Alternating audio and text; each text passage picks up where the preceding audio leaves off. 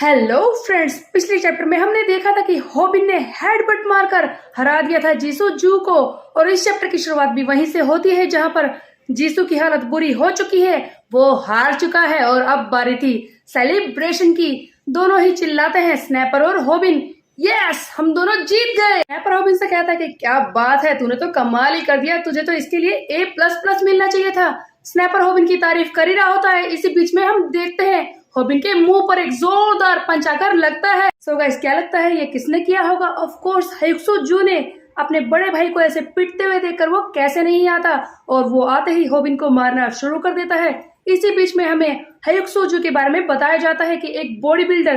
क्या लगता है तुम्हें, क्या इसे किसी तरह की मार्शल आर्ट आती है या फिर इसे एक फाइटर कह सकते हैं? सैम बेक की वॉइस ओवर हमें कहती है कि दुनिया में ऐसे लोग होते हैं जिनकी बॉडी इतनी परफेक्ट होती है कि उन्हें देखकर ही हर कोई कह सकता है कि ये वेल बिल्ड मसल्स हैं। उन्हें क्या कहते हैं लोग? उन्हें हम कहते हैं बॉडी बिल्डर्स। तो सबसे बड़ा क्वेश्चन हर कोई जो पूछता है कि क्या ये इस तरह के लोग फाइट कर सकते हैं जो हमेशा अपनी बॉडी को बिल्ड करने पर ही ध्यान देते हैं।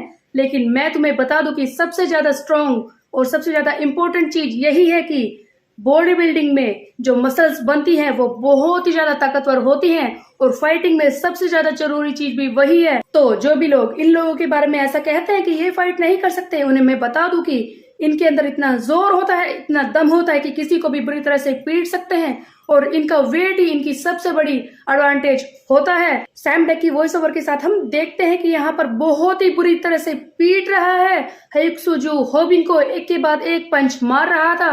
होबिन ऑलरेडी थक चुका है क्योंकि वो पहले ही जीसू जू से लड़ चुका है, उसका स्टैमिना भी खत्म हो चुका है और वो बुरी तरह से पिट रहा था।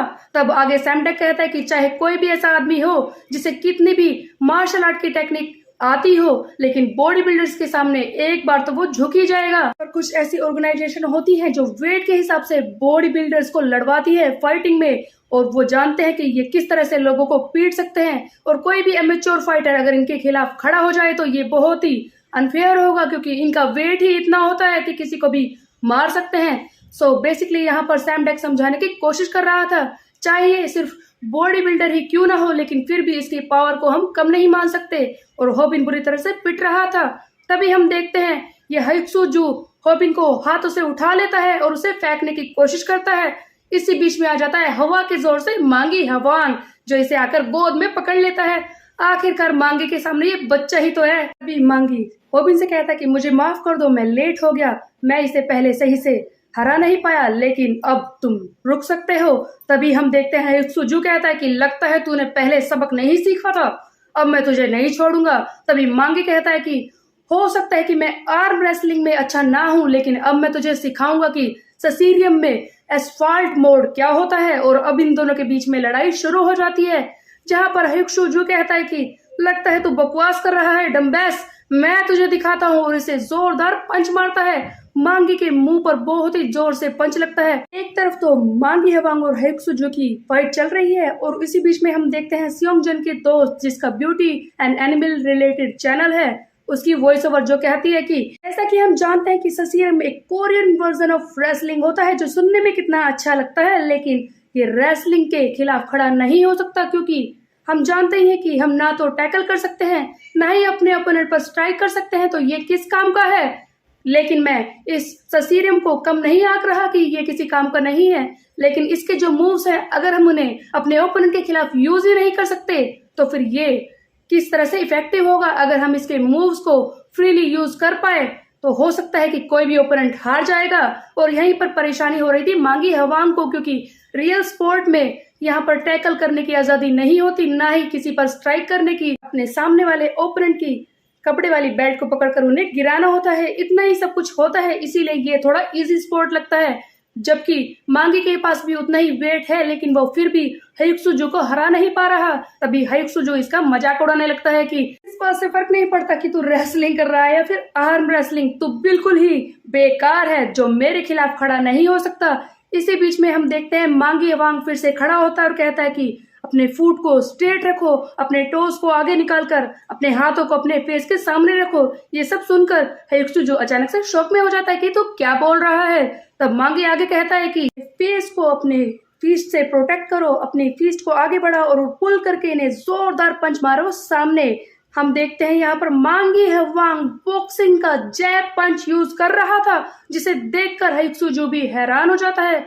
इसी बीच में हम देखते हैं एक फ्लैशबैक सीन, जहां पर हम देखते हैं वन पंच टीवी का वो वेंगक हैन जिसे होबिन ने पहले हराया था कुछ चैप्टर्स पहले, उसी का सीन दिखाया जाता है, जो किसी से कह रहा है कि तुम यहाँ पर, हाँ तुम मुझसे क्या सीखने के लिए आए हो?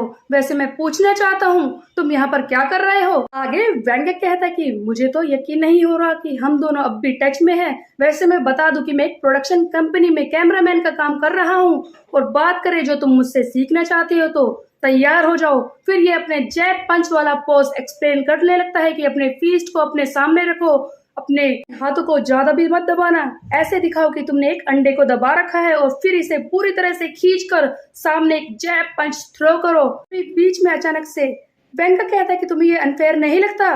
तुम्हारे इतने सारे वेट के साथ मेरा ये जैब पंच तुम्हारे ओपोनेंट पर बहुत ही बुरी तरह से वार कर सकता है।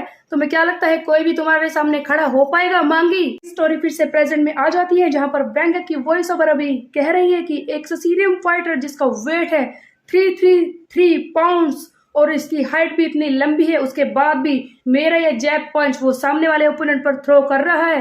क्या लगता है ये अनफेयर है या नहीं?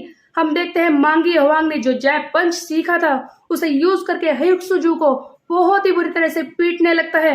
हायुक्सू भी हैरान हो जाता है कि अचानक से ये किस तरह से फाइट कर रहा है। आगे हम देखते हैं मांगी हवांग हायुक्सू जू को एक के बाद एक पंच मारकर बुरी हालत करने के बाद कहता है कि मुझे तो ऐसा लगा था कि तू बहुत ही ज्यादा अच्छा है लड़ने में, मुझे अपने वेट अपने क्लास का एक फाइटर मिल गया, लेकिन तू तो किसी काम का नहीं निकला, मेरे सामने थोड़ी देर भी टिक नहीं पाया।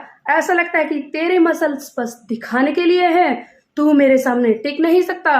और इस तरह से मांगी हवांग भी हायुक्सू जू को हरा देता है। बेसिकली देखा जाए तो इस चैप्टर में ससीरियम के साथ ये जैब पंच यानी कि बॉक्सिंग का मिक्स बहुत ही ज्यादा देखने में धांसू लगता है, और ये सब करने के बाद मांगी हवांग फाइनली हायुक्सू जू को हरा ही देता है। तो क्या लगता है स्टोरी में आगे क्या होगा? किस तरह से होबिन सेयोंगजन को हराएगा या फिर ताइहुन उससे लड़ेगा?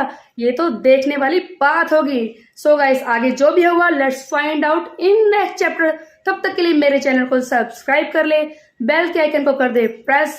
फिर मिलते हैं, बाय बाय।